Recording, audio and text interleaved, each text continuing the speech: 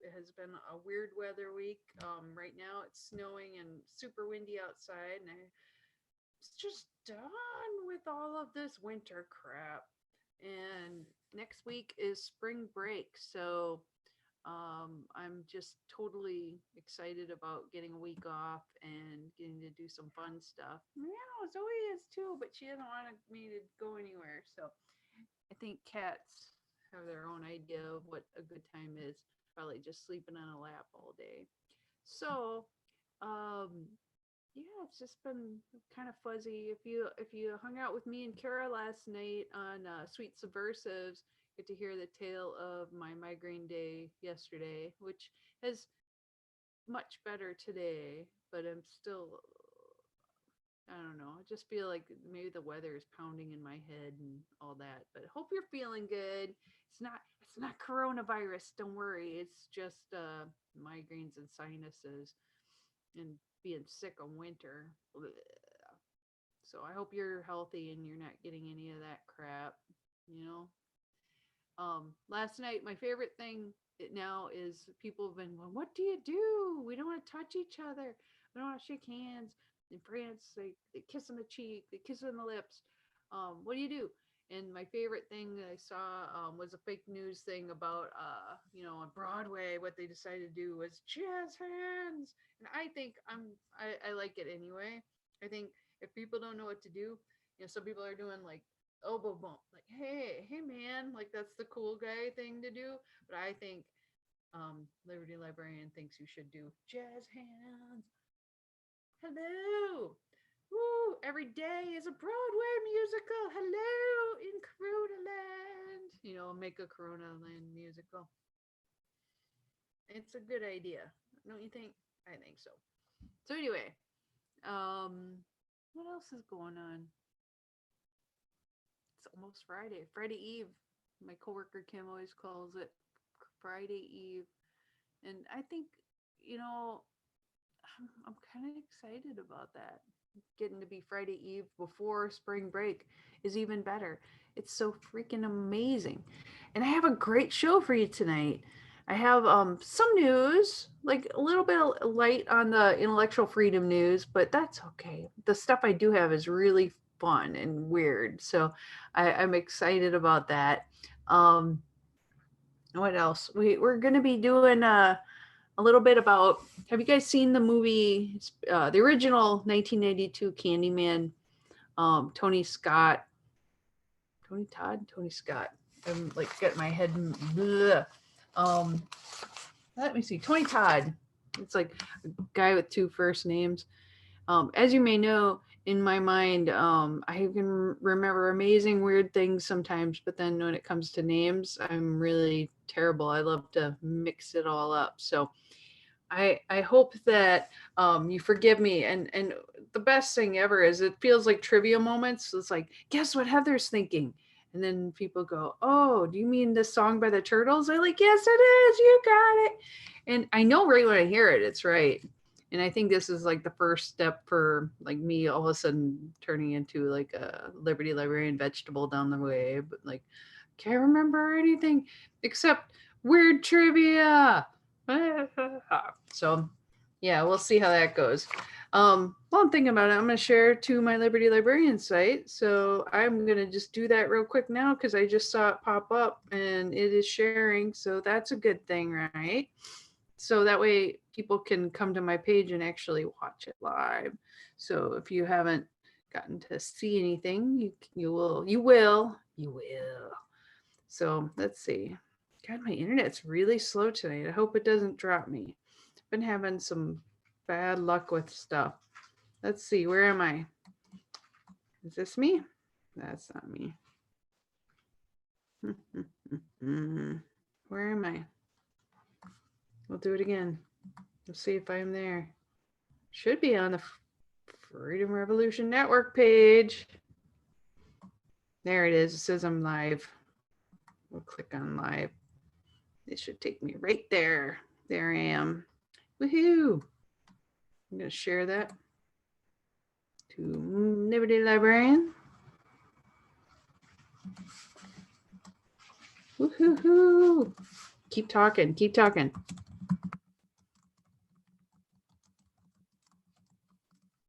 Okay. Gotta make sure I post it. Gotta post it so people can see it. Sometimes I forget. I just feel like, why didn't as many people watch my show? Like, oh, well, it might have something to do with me not sharing it to my actual page. Let's see. Let's send it to my timeline. There we go. Now we're good.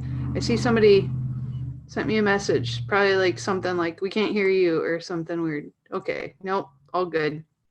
Okay. Rock and roll. Let's do the show. Woo! All right. Yeah, I'm dramatic today. I'm going to turn off that. So how you doing?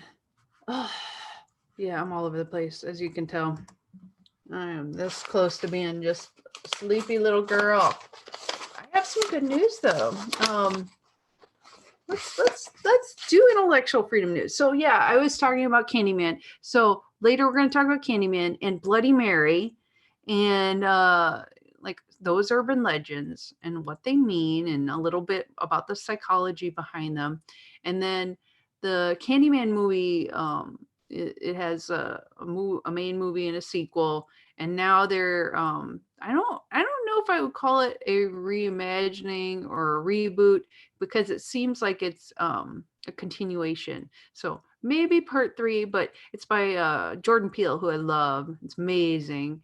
And I think it's going to be really good. And I'm really excited. So I'm going to share the trailer with you guys. And we'll talk about the older movie too. And some of the themes of that. And I'm excited about it. My friend David Salisbury has a new podcast on Spotify and iTunes called Queer for Fear, and it inspired me to do a little bit more of a horror genre and some reflection. So check that out. It's a really great show. They're hilarious. It's, I think, David and Sean, and really good show. They're so funny. And it makes you kind of want to just go watch horror movies all day, which isn't a bad thing anyway. So we're going to talk about that later. But first, intellectual freedom news. So you are knowledgeable and you know things.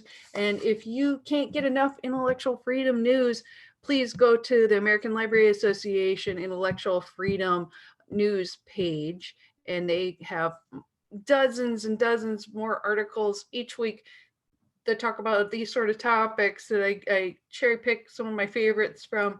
But if you want more, there's always more. And I could pretty much talk about all intellectual freedom news for 3 hours, but some of the stories aren't as exciting, and some of them are they duplicate each other in different ways. So I've decided pick the ones I think are fun. So if you like these, there's more. Okay. So on the academic side of things, intellectual freedom, I feel like there should be music. Intellectual freedom. Yep. Okay. So there are in Mass Live, which I think means Massachusetts Live, is a website that has an article about more than 150 academics sign a letter opposing facial recognition surveillance on college and university campuses. This is updated on March 3rd, 2020.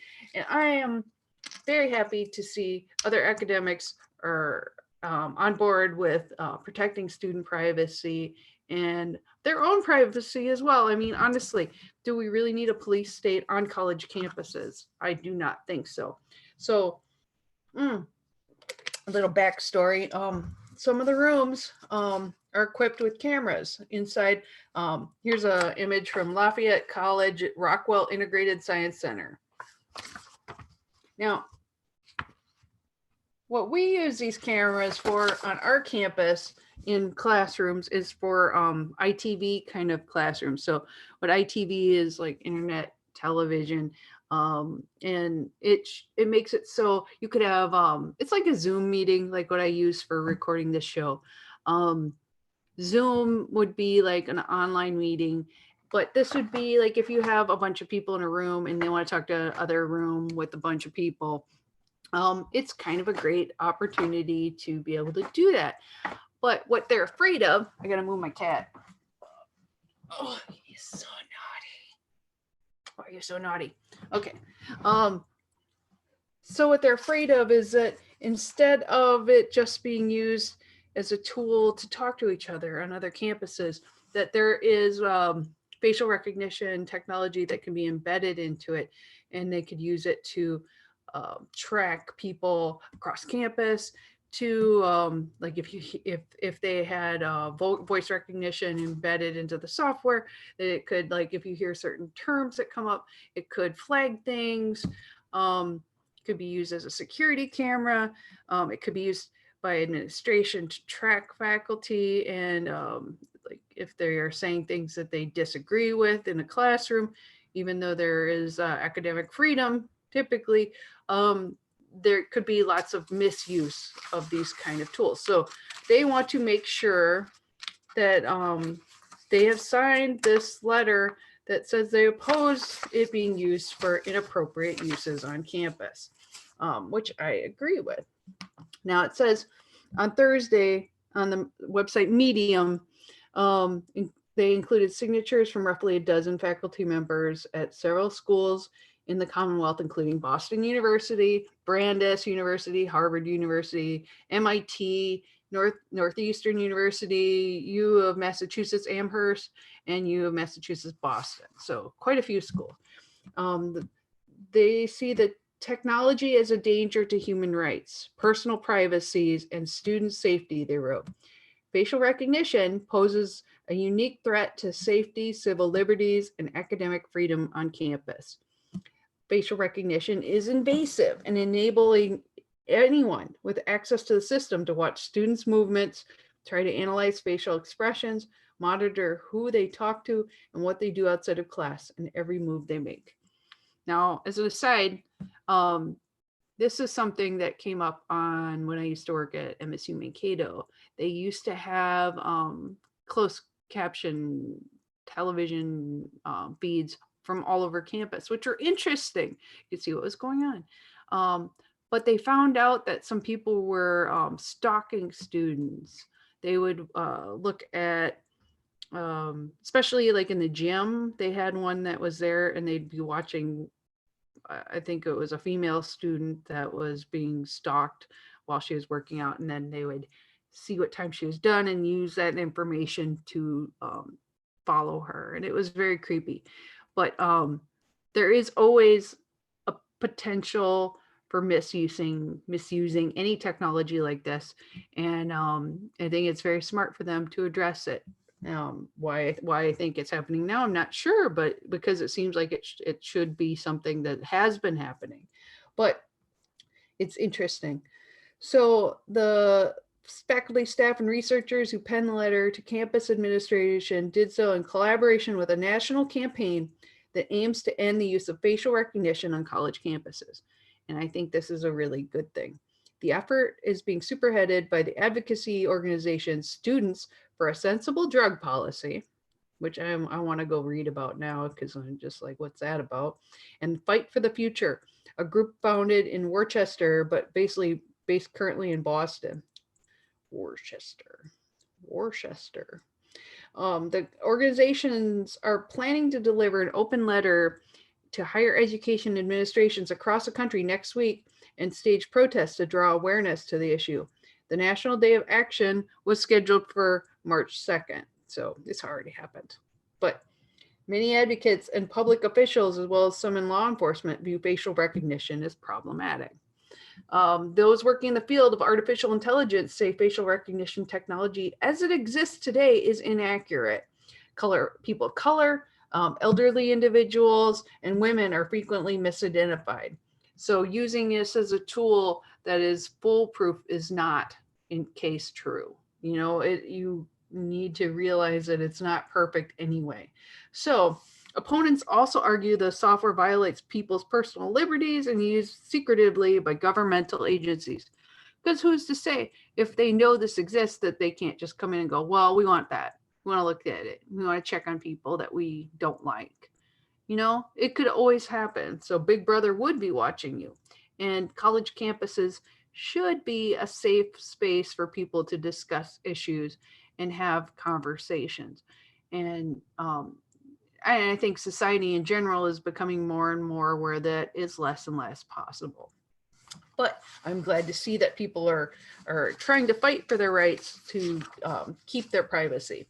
So as state or federal legislation restricting the software does not exist yet, several municipalities across the country have turned to passing their own local facial recognition bans. So local and state governments are looking at this. So like California is looking at it. There's a few municipalities. Oh, they talk about San Francisco as one. So it was the first, San Francisco is the first community in the United States to legislate facial recognition software. So another place called Somerville in June, Brookline, Northampton, Cambridge, and Springfield all have similar ordinances restricting the software. Massachusetts legislatures are also considering a proposed statewide moratorium on the technology and other forms of remote biometric surveillance. That should make you pause right there. Remote biometric surveillance. There was a campaign last year to raise public awareness about the issue at the American Civil Liberties Union of Massachusetts. That group sent a letter in September to the State Department of Elementary and Secondary Education that expressed concern over the potential use of facial recognition surveillance in schools, which there's no place for it. There's no reason for facial recognition in elementary schools. There's none for any of this. I know that they're going to always throw something in and go, what if a parent who isn't supposed to be there comes in? Okay, so you're going to use this 1 in 1,000 chance of something happening where that could be prevented by your own security that you have hired anyway for looking for people to come in. And the rest of the time when you have normal people walking around where it's tracking students, tracking their interests, tracking like the kind of food they're eating, tracking where they go every moment of the day. We are lab rats. We're becoming a culture of lab rats being watched by our own governments at all times. We need to put a stop to this. So the Fight for the Future has said that it asked dozens of US colleges and universities if they plan to use facial recognition. The results were mixed. Some were happy to provide a statement confirming their school is not using facial recognition and won't use it in the future. Others might use it since they either failed to respond to their requests or they found a statement implying they might use this tech in the future. So it's true. Some were happy to provide a statement confirming their school wasn't. But even worse, a few schools are using facial recognition programs right now. Of the Massachusetts schools it questions, Boston College, Brandeis, BU, Hampshire College, Harvard, Tufts, and MIT all said they will not use the software. So yay for them. I would like to see other schools around the country do the same thing. Facial recognition software and surveillance has no place on college campuses. And I would hope that this catches on elsewhere. It's very important. Now, they also may use kids' phones. I just found this out too. Speaking of, and that was just this last week. So that just, and that happened, their protests around the country have happened. Sorry, I'm thirsty, parched. Okay, so on that line of thinking, CNET talked about how schools may use kids' phones to track and do surveillance on them. This is an article that came out last week on February 25th. That's last week, wasn't it? It just seems so far away. So long. Yep, last week. So anyway, what happened was that there was a company that's been selling like software. It's basically tracking software to schools called, where was the name of it? So name that I can't even remember. It's very weird. Oh, where is it? In Pixon. So they have a category. They use the phones, and for a long time, teachers would have taken phones away from students because they're a big distraction. but a few administrations and administrators see the phones in schools as a benefit because they can help track students more efficiently. Yep. So go on, Johnny. Keep that phone. We know what you're up to anyway. It's gross. So in the CNET article, they talk to up to 10 schools across the U.S. are looking at installing location tracking company in Pixon's radio frequency scanners, which pick up on the Wi-Fi and Bluetooth signals from the students' phones and track them with accuracy of about down to 1 meter or over 3 feet. And this should raise an alarm in you anyway, because that means they have software that can figure out who you are, track you, and you don't even have to have software installed on your phone. It can just figure out who you are because of the way that your Bluetooth and Wi-Fi signals are. So it triangulates where you are, and it knows really closely where you are. So if you think that just schools are starting to use this, you are fooling yourself. There are a lot of businesses that would love to know where their employees are at any given time. They can just look and see your little dots because you're always carrying your phone. You know, they know where you are.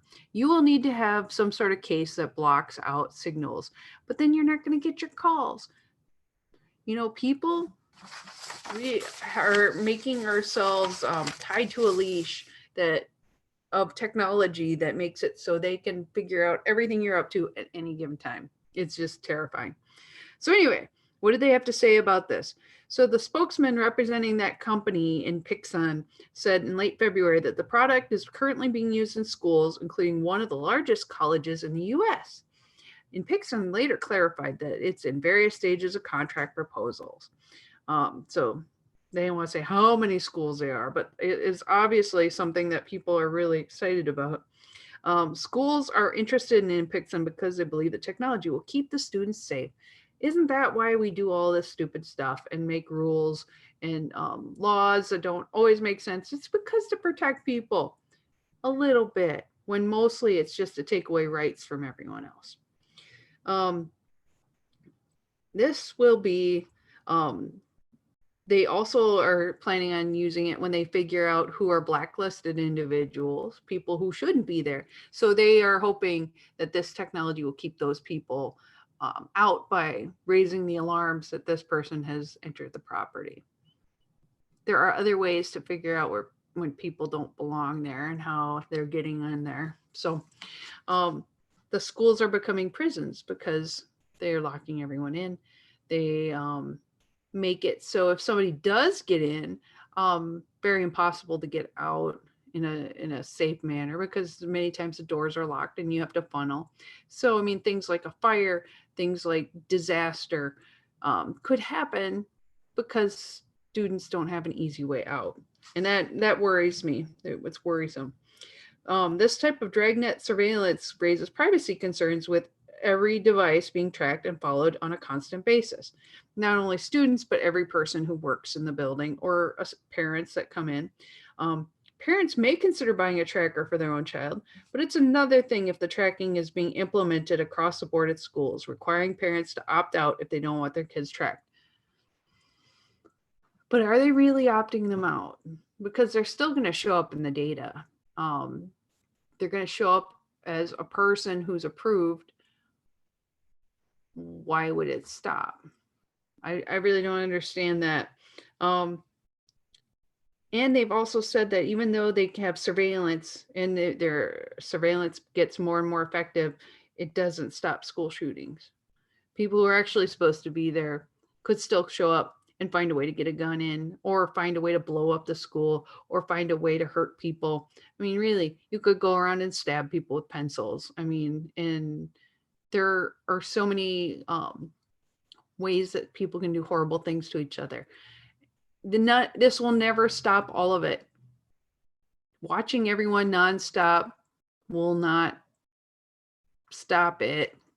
It will only make people better at figuring out ways around it because they know, kids know, they're not dumb. Some schools may have younger kids and even younger, but they may not be carrying phones. So there's an application there's always a workaround, where there's a wristband or a tag that they can use instead of a phone. So they'll be tagging the children like small animals going to the slaughter. You know, I'm sorry that I joke about it, but really, it's like tagging wild animals and setting them into the wild, um, just because they don't have a phone. If you have to tag children, there is something really wrong with that. Okay. So anyway, they go on and just say that they're using indoor positioning analytics. They don't have, it's not a new concept. Stores like Target and the resurrected Toys R Us, which I didn't even know had resurrected, locate shoppers in stores and gather data on them, providing analytics on how popular certain aisles are, among other things. So they do use this. This is technology that is currently being used anytime you go to a Target, anytime you go to Toys R Us. There are other stores that use this, that they triangulate you by using your Bluetooth and your Wi-Fi. That's it. If those are turned on in your phone and you go to a store that has the software, they're already watching you. They already know where you've been. Now, how anonymous it is at this point, you would hope that they're only using it just to get unique positioning, but they also have cameras in stores. So just realize that not only that, they can see who you are, and maybe, just maybe, there's things in their software that make it so once they figure out what your signals are, your unique signals, and your face, if they paired it with facial recognition software, they have you. And anytime you walk in, then they would have you.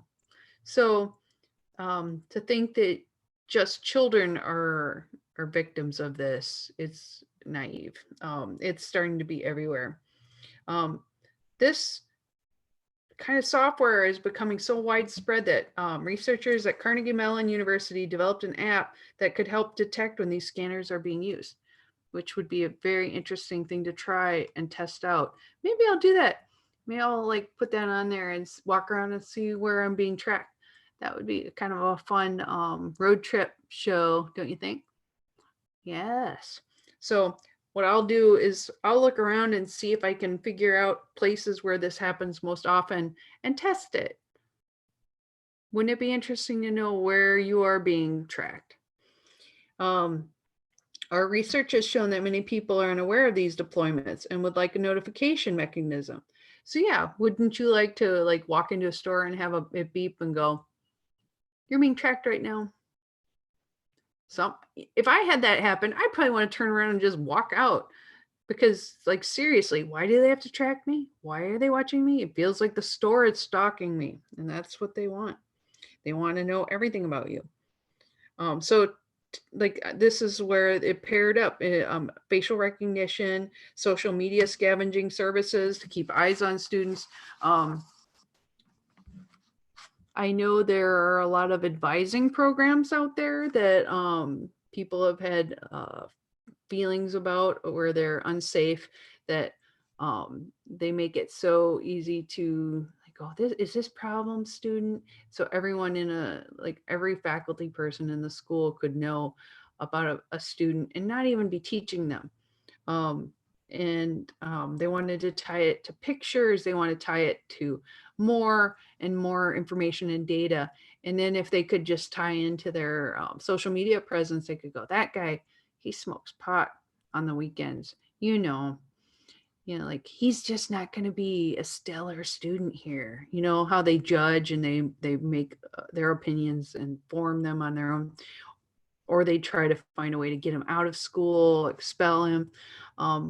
These things, they have a way of getting out of control. So the problem is that the fear of school shootings is so strong right now that people are getting irrational about what they think is going to be effective surveillance on students to make sure that these things don't happen to their own children.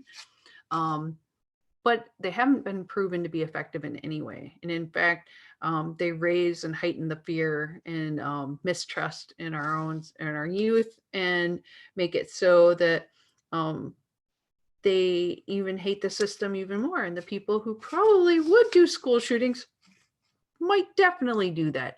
So I'm not saying that this will lead to that, but it isn't helping. And it's never been proven to stop school shootings. It's never been proven to thwart evil doing, because evil doing is going to happen. People find workarounds. They will. If they're going to do terrible things, they will find a way. So I hate to tell you, I don't want to burst your bubble, but it is really terrible. And they show in the article, it was interesting, they show near real-time positioning of this in Pixen. Let's see if I can see it. So yeah, it shows like there's a, like the, oh God, I'm on the wrong side. There. That's the red dot, unknown person. So they show in classrooms using cellular service and Bluetooth, and they're, you know, it's kind of mixed in. Most of the students are there. Then Wi-Fi, but then there's the bad guy. He got into the building. So they're hoping that their demo can show that, you know, they can put a stop to randos showing up in the school. But most schools where this kind of thing happens a lot, they also have security. So what's the point of them if they're not stopping it either? And what's going to happen? You know, if you have a bunch of cameras, what are you going to call the police? If you live in a community where it takes police half an hour to show up, is that enough time for somebody to go in and hurt people? If you live in a poor neighborhood, will the cops even come? You know, I think it raises more questions than it resolves, and it makes me feel very uncomfortable that we live in a world where people have to write letters to places that they work to say, please stop doing this.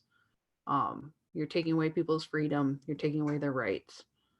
And there are other ways of doing this without having to infringe on every freedom that we have. So that's a little bit about it. So keep an eye on that. I will take a look at that app and see if it's something practical that I can put on my phone and go around and test and see which places actually are tracking me. I think it'd be very interesting. The whole battle of privacy versus safety is a big one. And I know I don't have kids, so I know that people have a lot of feelings tied up into it and they want their children to be safe. I get it. But this is actually ineffective, and it makes me feel like there is we're being manipulated into getting these software precautions put into place, and it doesn't really even help. So it says, here's a quote that I thought was interesting. What's most concerning is that there's nothing stopping them from creating a ledger of kids from an early age. If you're living in a society where there's no right to be forgotten, you're going to pay for that in the future. And so they could have this whole cloud-based thing where they go, Johnny was always a bad kid. In elementary school, he ate paste. He ate paste. You know those kids end up using drugs. You know, we just got to put him in another school so he's not infecting the good kids. Not even thinking about the fact that people grow up, people change. They might just be different kinds of people. There's nothing wrong with being a different kind of person. It is freaking horrible to me that we live in a world where you could already have lost before you even started because of things like this, Big Brother.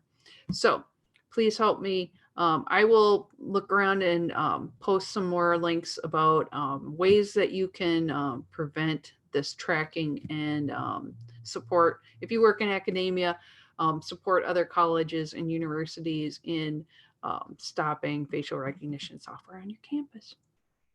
Okay, last intellectual freedom news.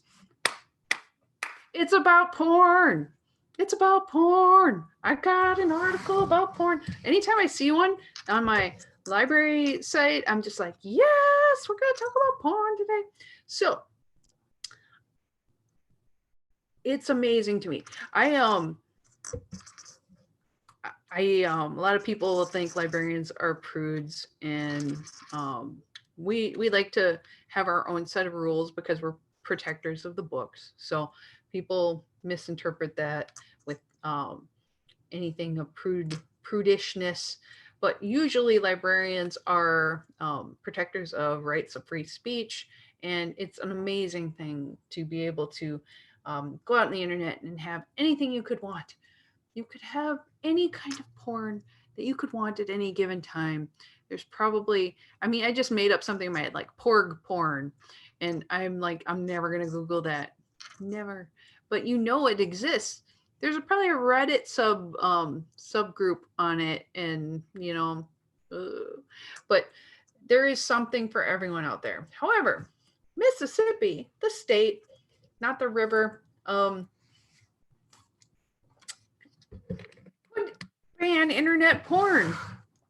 Who bans porn, especially in Mississippi? You'd think that they'd like be like, oh, it's cool.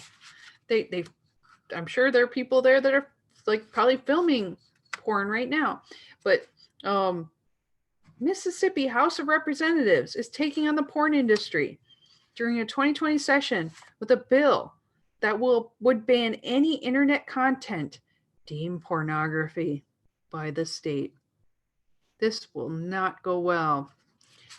So far, the bills have made it through the House Interstate Cooperation Committee. The bills are called HB 1116 and HB 11200. They will still need to go through Judiciary B before the floor is taken up to the full House. Curious as to why they plan to do that? Here is the breakdown. According to this news, Y'all Politics, by the way, great name for a political website. I want to just go there and look through Y'all Politics all day. Anyway, Representative Tracy Arnold said HB 1116 would authorize the state to enter in an interstate compact with southern states for the purpose of constituting what they are calling an area of moral decency by banning internet and web pass porn. Arnold said the motivation for this bill came up when one of his own children, it's for the children, received an inappropriate photo of a popular social media messaging app. They got this accidentally. He said there is an urgency to protect our children and society by removing these unwanted images from internet platforms.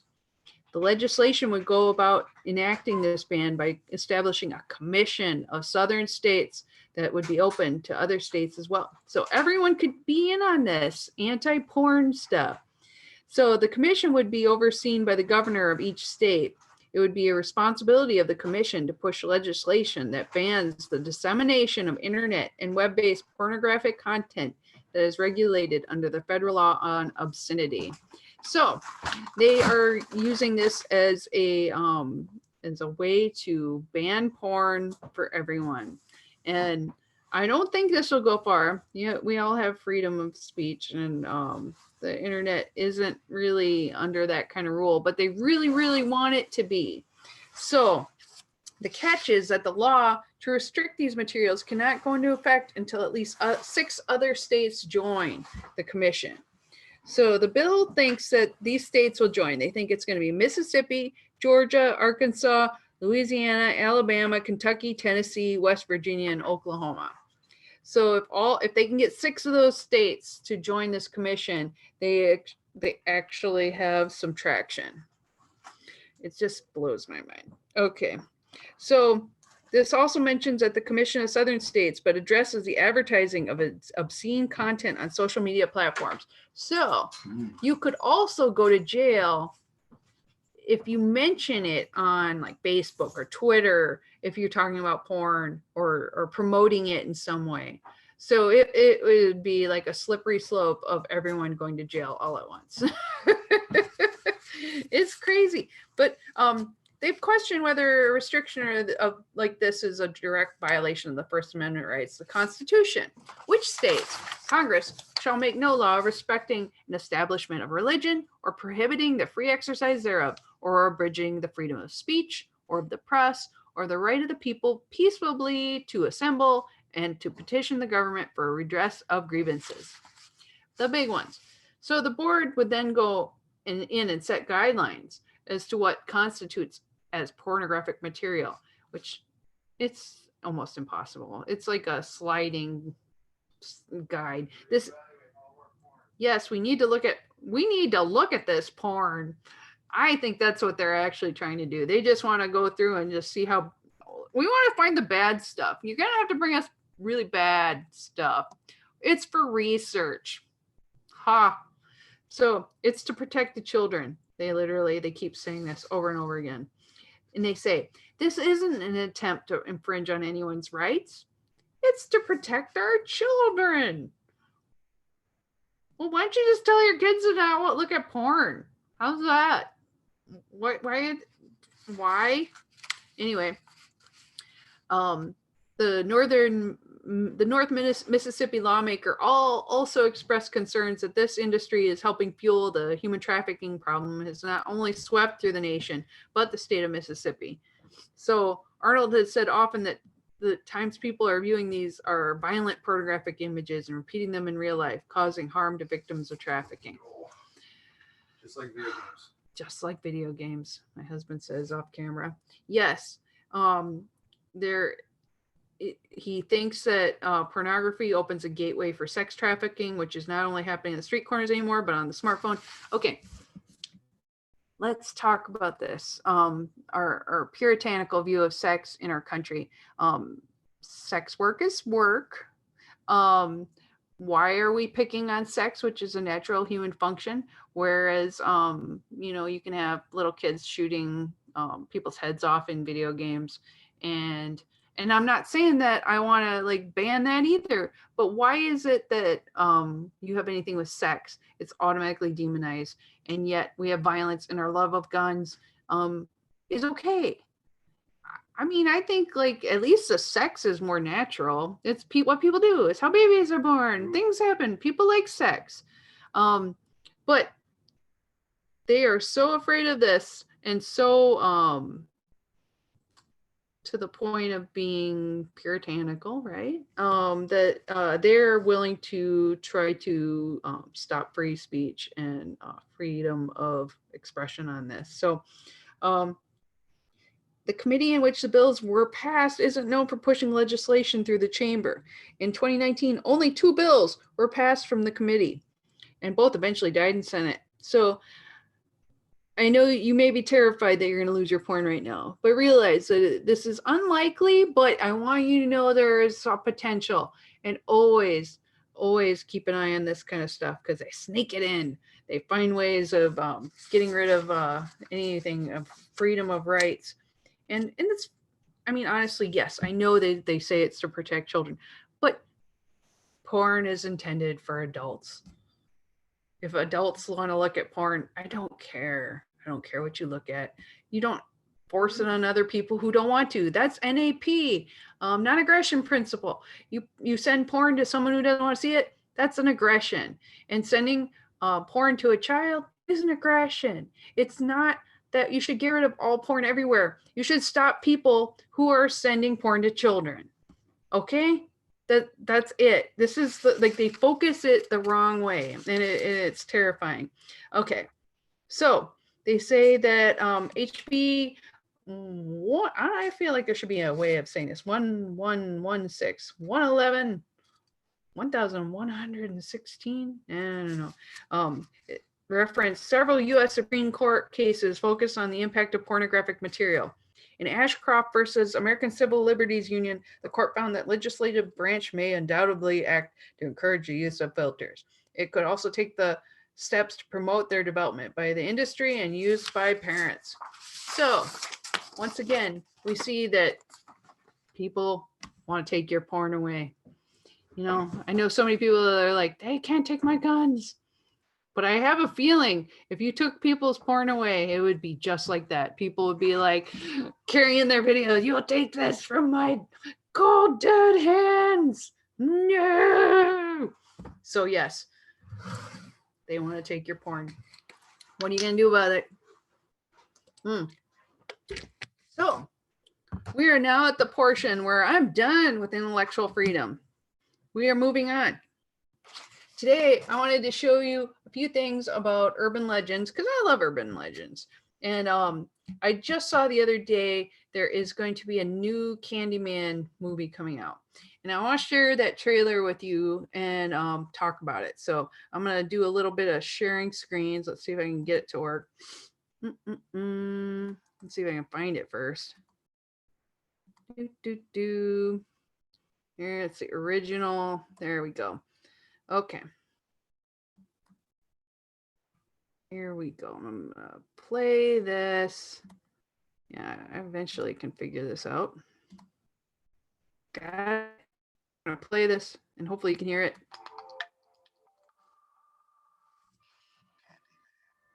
If you say his name 5 times while looking in the mirror, he appears in the reflection and kills you. Who would do that? Candyman.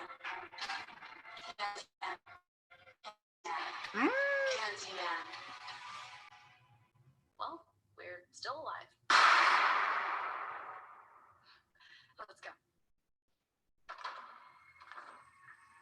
You in trouble? Trina, you've broken the door.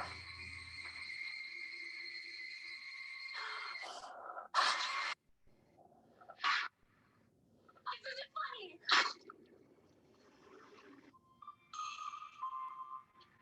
I feel really connected to this neighborhood. Pretty green. What's the projects? I just moved in around the corner. The old candy factory. I'm an artist. You look up to Candyman. He's the monster. He's part of this neighborhood. Why are you drawn to this? I'm hoping to spread the story all about Candyman. The mirror invites you to summon him. You should say his name. I dare you. Candyman. Candyman. Candyman. Candyman.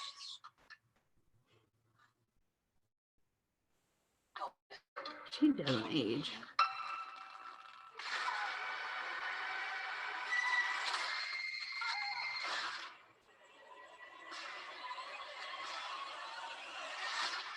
I think it made a mistake.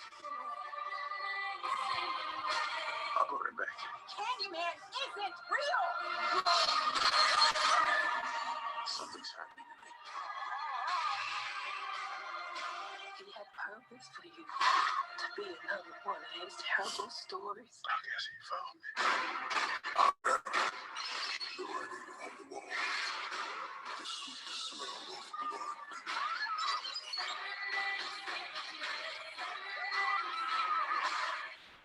Be my victim. This is not real. It's not real.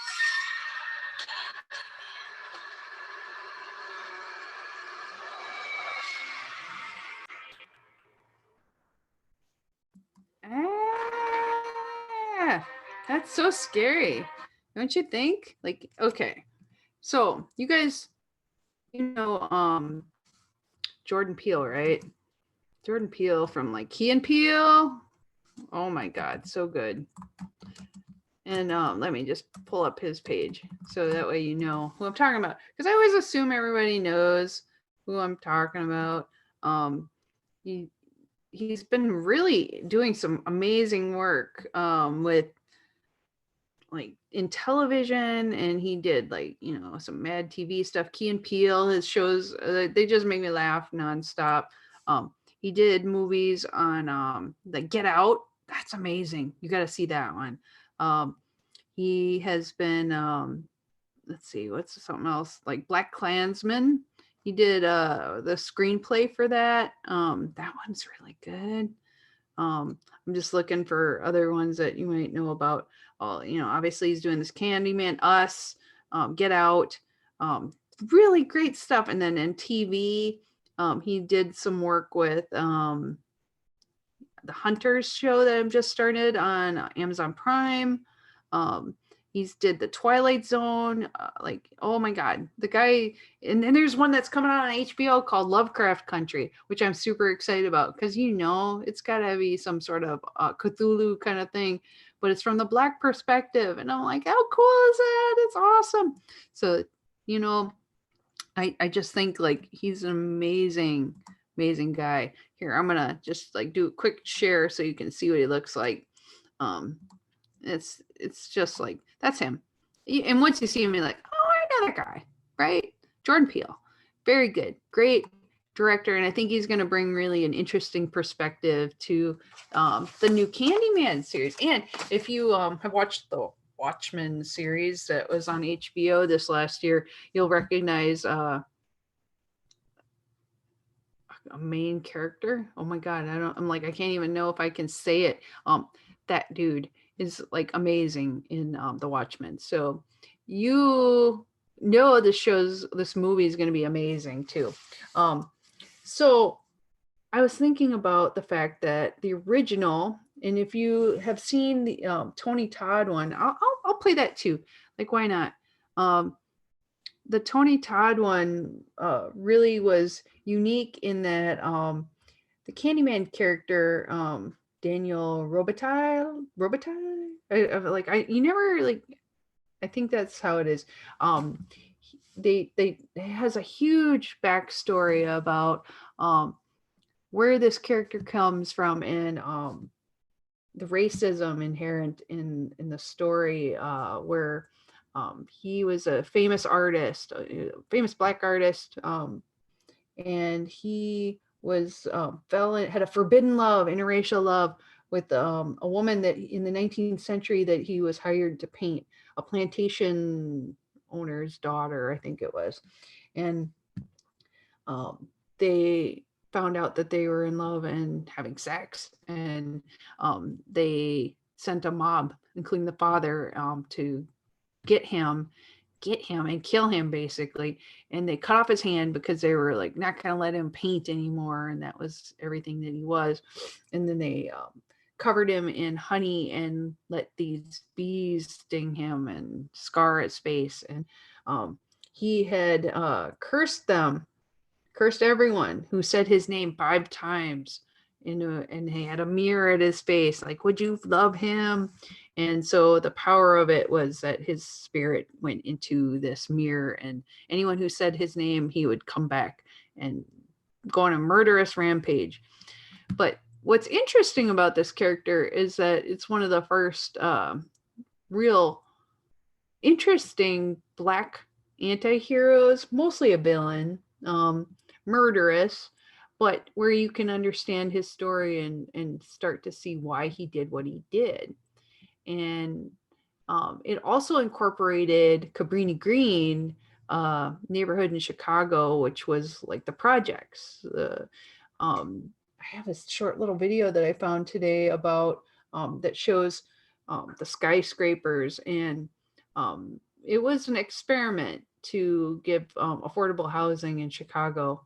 And what went terribly wrong with it was that these housing projects were kind of stock holding, or how do you say it, holding like poor Black people into a certain section of the community, and there was racism directed at them, and police were targeting people in the neighborhoods, and it became a terrible place to live, dangerous, drugs,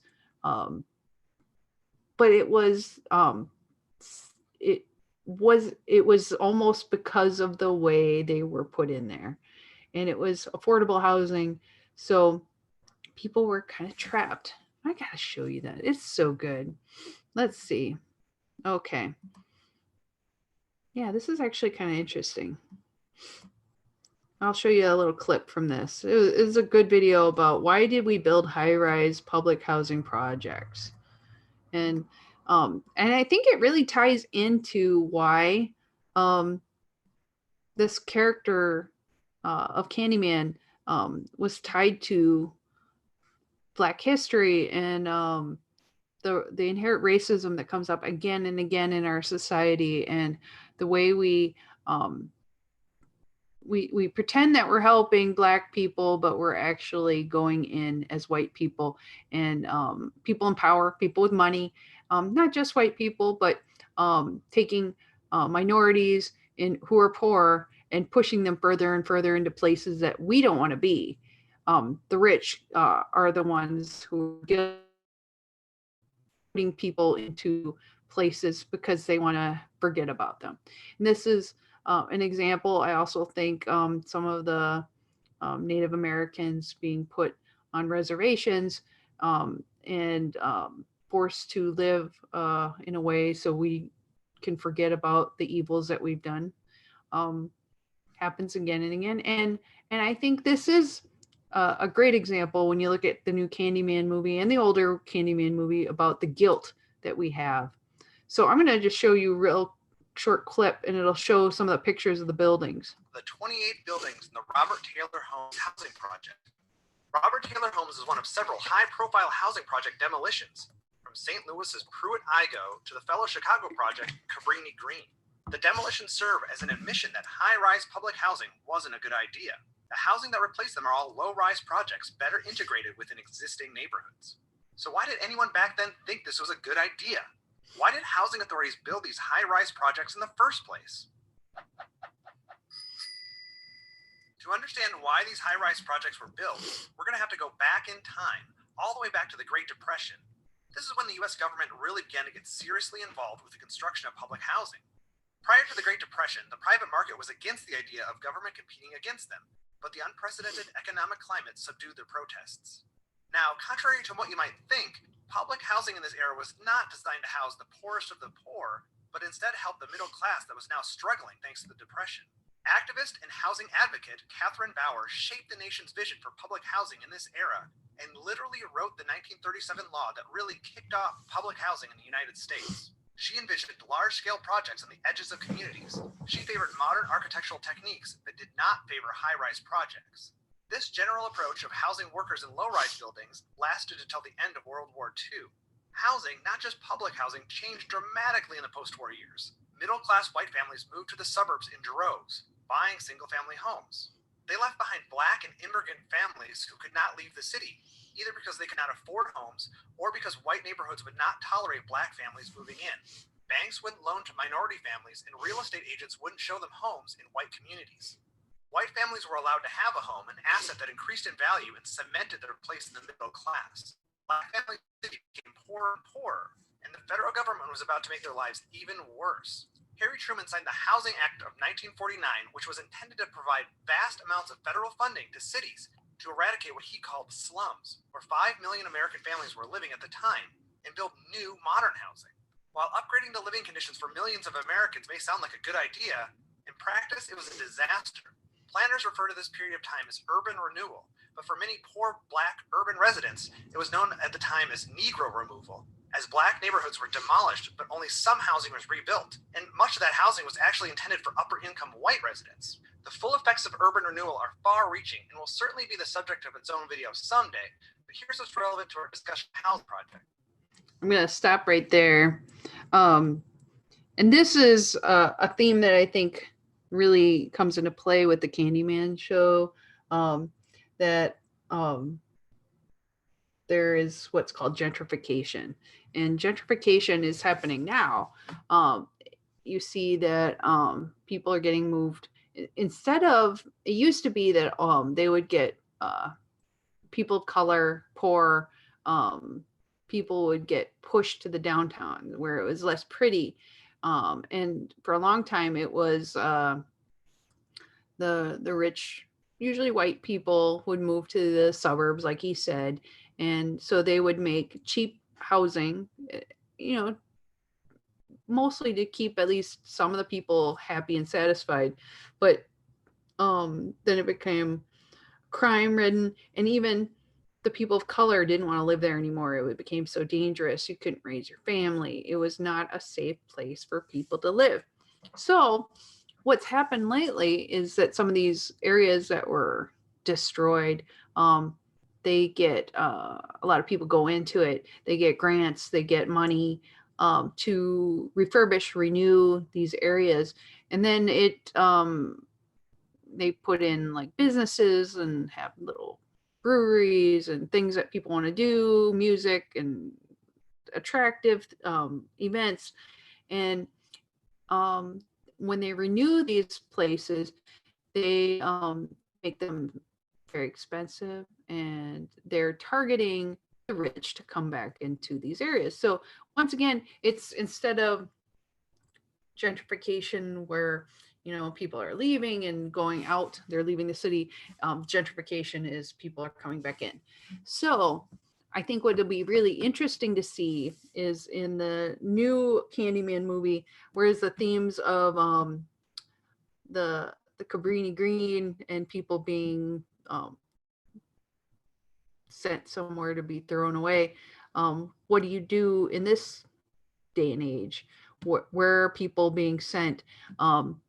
I'm sure there will be themes like Black Lives Matter and you know, issues with police, brutality, and not helping people who may be stalked by Candyman. You know, what will happen? I think it'll be really interesting to see a person of color's perspective in this.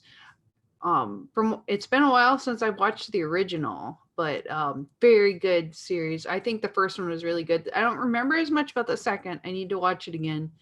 But the whole history of the character, that he became an urban legend because people would do the mirror ritual. And mirror ritual I'm going to talk about in just a minute, but it's a theme in a lot of urban legends, is that like a witch or a powerful magician or someone who has created a powerful curse can come back by you setting up a situation where you invite them in, and people think they're brave and try to do it.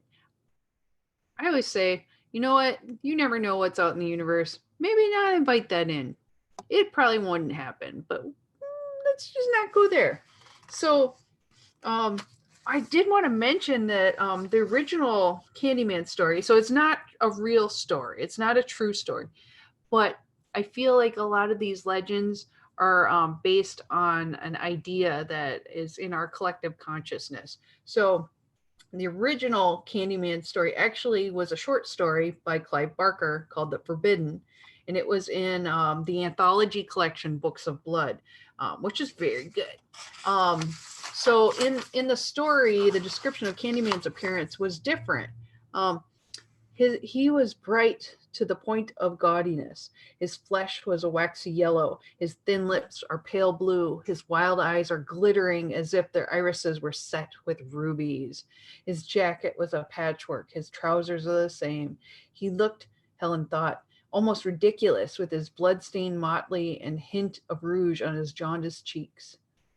So he was in the iconic book. The bees are introduced in the short story as well, but the other characters such as Helen, but Candyman's race, name, and place of origin or backstory are never brought up, and it was introduced only in the film series. So they took this story and made the character black, which was really unheard of at the time. And in fact, they had been so afraid, the filmmakers were so afraid about doing this. They went and talked to, I think it was the NAACP. They wanted to make sure that they weren't being racist. They worked with them to make sure that it was something that they shouldn't stop. I think they were overly cautious. But what they found out, there was a resounding not joy, but happiness that, you know what, who cares? Like, the bad guy can be black, the good guys can be black. Have characters. Like, the racism is in thinking that you couldn't have a character who was this interesting and be like a black person. So what was amazing is that it took having people of color in movies in a new direction. And I remember when it came out, it was just like so different than anything I'd ever seen. And like, you even have like something where like you have a main character. And I think horror is amazing. Horror and sci-fi are these two genres that push boundaries. I think especially sci-fi, I think of like Star Trek, and you have gay characters, you have a black character on the bridge, a black person of color, a person of color who's female on the bridge in a position of power. It's amazing. And that horror can also like cross boundaries, like Day of the Dead, having a black main character fighting off zombies, and like it was unseen. So this isn't the first black character in a horror movie where they had something where they weren't just like zombie fodder or whatever, but they were actually an interesting character that people still talk about to this day. So I think that they had thought that Candyman was supposed to be like an African American Dracula, something.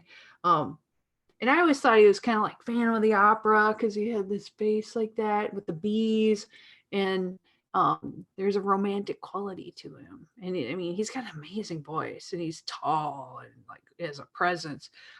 So of course, people are drawn to that. Here, there's a biblical story of Samson was an inspiration for the Candyman story, elaborating that Samson dismayed his parents by taking a Philistine wife, pausing only to slay the young lion whose carcass bred bees and ran with honey.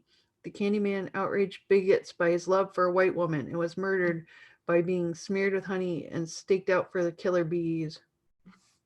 So Candyman was the 9th on both Fandango and Bloody Disgusting's list of top 10 slasher icons, and 8th on the older Bloody Disgusting list.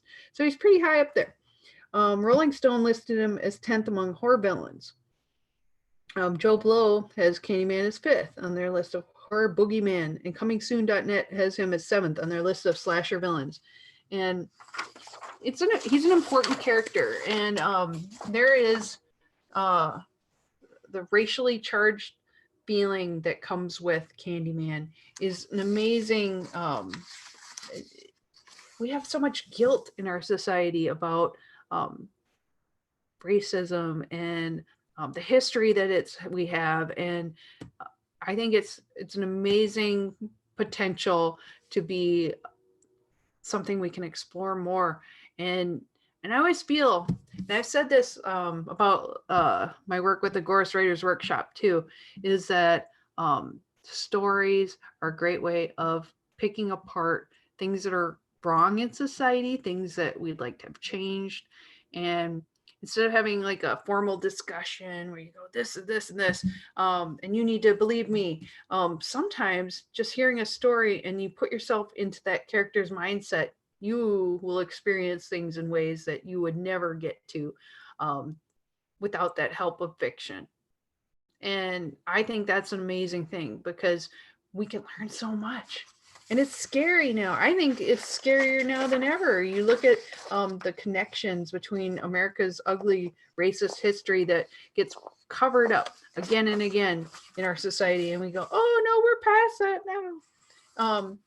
But you continue to see stories every day of like people of color getting shot by police, by other people, people going into a restaurant and like just the other day, or is it today? No, I feel like it was just the other day in a Starbucks. Our patron didn't want to have a black person serve them their coffee, so they talked to the manager, and the manager's like, okay, they got them like a white person to do it. Like, are we in the 1950s? What the hell is happening here? So it's not over. It's not because we have changed laws and we have had a black president. It is not over. It's far from over. But I do think while it's a hard thing to talk about and people get angry really easy and really fast, having a fictional way of looking at this is a fabulous way of picking apart an issue and understanding where we've come and where we still need to go. And there's always this thing, and I think this is true in a lot of ways, is that the peril of protecting white women's innocence, which is where a lot of this comes from. This is a weird manly feeling where you need to protect women at all times. And I think it's ingrained into a lot of people, but the fact that it's a fable in its own way is what's really cool about all of these movies, is that who needs to be protected, who are the good guys, who are the bad guys in this. And I see more and more that anyone who creates fear of another human being to the point where you would murder them because your fear that they would take someone is ridiculous and horrific on its own. And I think that's what makes good horror. It's not the fact that Candyman has a hook, because there's always, you think of camp, I think of Girl Scout camp, where they talk about the hook man. Hook man comes up, finds lovers in the car. That's ridiculous in its own way, and as children that would work. But to me, the scariest thing is that people would make a mob and take a man who may have been in love with someone else just because they're color, and hurt them and do horrific things to them. Those people are the monsters. And there's a spiritual side of it too, is that someone who's murdered, would they have continuous rage and anger and wanting revenge for the rest of eternity? How do spirits let go of things? Do you, when you die, is it all gone? Is your anger gone, or does your anger stay with you? That's amazing. That's amazing stuff right there. And that's why I really urge, if you haven't seen Candyman, to at least consider seeing that. It's been many years. It came out in 1992, so maybe before some of you were even born. But Chicago and Candyman coming together, it's worth looking at. And it's looking at Cabrini Green is, I think, its own special character in the Candyman series. How much time do we got? And it reminded me of Bloody Mary, okay? Because I think that is the one that we all think of when you talk about going to a mirror and saying Bloody Mary. And I'm not saying it many times because I'm not stupid. But that's also a folklore legend. Some people say it's based on a witch. Some people say it's on Mary Queen of Scots. I mean, I've seen so many different things, but the ritual is actually the important part, not the character, not who it is. Some people think it's about that she's going to take children and, it's a murderous thing. But this is what I found, and I think it's really interesting. The ritual is historically the divination ritual encouraged young women, especially, to walk up a flight of stairs holding a candle and a hand mirror in a darkened house, which seems really dangerous, like you'd light your hair on fire. But as they gazed into the mirror, they were supposed to see the view of their future husband's face. So that's an example of a divination mirror spell, right? Okay, so it grew from there. This face, however, there was a chance you could see a skull or a face of the Grim Reaper, indicating instead they were going to die before you got married. Ugh, really brutally grim. So in the ritual of today, this kind of grew, I think, more after the 1950s. That Bloody Mary allegedly appears to individuals or groups who ritualistically invoke her name as an act of catromancy. This is done by repeatedly chanting her name into a mirror placed in a dimly lit or candlelit room. Ooh. And in some traditions, a name must be repeated 13 times. How long would it be, that movie be, if you had to say Candyman 13 times? I think like 3 to 5 times is like what you would expect in a movie, right? So anyway, the Bloody Mary apparition will appear as a corpse or a witch or a ghost, and it can be friendly or evil, usually evil, and is sometimes seen covered in blood, hence the name Bloody Mary. The lore surrounding the ritual states that the participants may endure the apparition, screaming at them, cursing at them, strangling them, stealing their soul, drinking their blood, or scratching their eyes out. Who would want to do this? Who would want to? I just don't get it. So some variations in the ritual call Bloody Mary by different name: Hail Mary, Mary Worth, which I think is a comic book. Mary, the modern legend of Hanako-san in Japan strongly parallels the Bloody Mary mythology. So I think it's based on a consciousness that we all share, that something in mirrors are terrifying, and you can call upon spirits through mirrors, because there's something about crossing the veil that will be like that. So they also say that you have to be in a dimly lit room. And they say that looking in to a mirror for a long time, it's dim. They say that your brain starts to hallucinate a little bit. Like you can start looking at your features changing, melting, and this happens in your brain, right? So you may see something, and you may, if you start staring for a long enough time, you may start to hallucinate. So they say that sometimes animal faces, strange faces appear. So there is something to be said that they call this the strange face illusion. It's believed to be a consequence of dissociative identity effect, which causes the brain's facial recognition system to misfire in a currently unidentified way. So maybe you put yourself in a trance and you see things, and people freak out, they hurt themselves. So other explanations for the phenomenon include illusions attributed at least partially to perceptual effects of troxlers fading, look that up, and possibly self-hypnosis. So there may be some real mental health things that are going on when people do this, and they get so scared that they put themselves into a trance and they believe what they see. So please, if you're going to do this, be very careful. I know, like, a lot of times people do these kind of things because they think it's funny, like, that'll never, nothing will ever happen. But people, in the back of your head, if there's even a little tiny part of you that's a little bit scared by it, don't do it. It's a little terrifying to think that you could flip yourself out. The color of a mirror also can have an effect. Silver-based mirrors, like old-fashioned, old-timey mirrors, portray more of a masculine figure, while glass-based mirrors portray a feminine figure, like most people see. I don't know if I believe any of that, but I think that there's a lot of history behind these characters. I've done some research about variations, about the names, the summoning chant. They like come out like. And then one was like, Bloody Mary, I killed your baby. It was just crazy. And there's so many ways that it could go. And Snopes had this huge thing about, is Bloody Mary story true? There are a lot of Marys that could be. It's always a sleepover kind of thing to scare each other.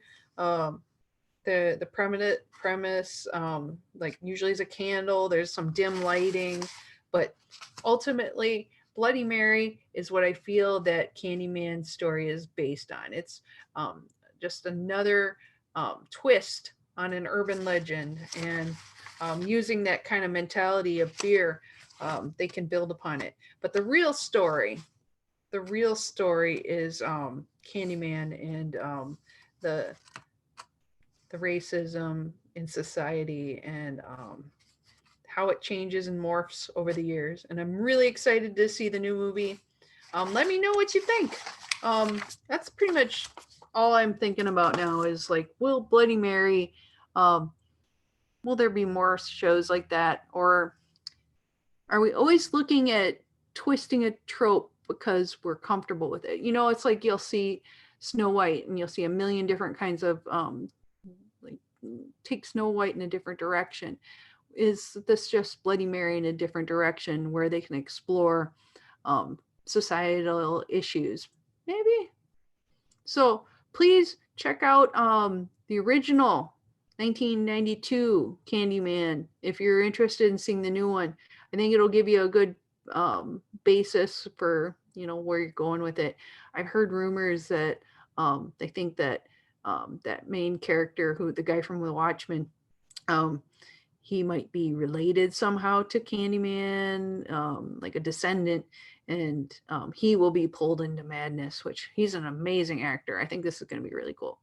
And please do check out Get Out and Us by Jordan Jordan Peele is amazing and a worthy director. And I think we're going to see a lot from this in the future. So on that note, Liberty Librarian next week won't be on at the normal time. I might do a little clip here or there. I'm going to see how it goes. I ordered some gear for doing something on the road because I am going to be traveling for a little bit next week. But if I can get a show in, I will. But it's most likely it'll only be a short little clippy kind of thing. But not my regular show, that's for sure. But please let me know what you think of Candyman. If it's something you're into and interested in, send me some notes on it on my Liberty Librarian Facebook page. I'm actually really excited about it. And the more I did a little research on that, I was like, I gotta see this movie now. This new one looks amazing. Oh, I gotta look at when it's actually out. 1 second, I'll look that up. Candyman 2020 release date. There it is. Come on, internet. June 12th. Yay! Okay, so this summer, we'll all watch it and we'll talk. So, have a wonderful night. Have a great week. Stay warm. Oh, I'll reach my capacity of talking. So, love you guys. Have a wonderful week. See you soon. Bye, y'all.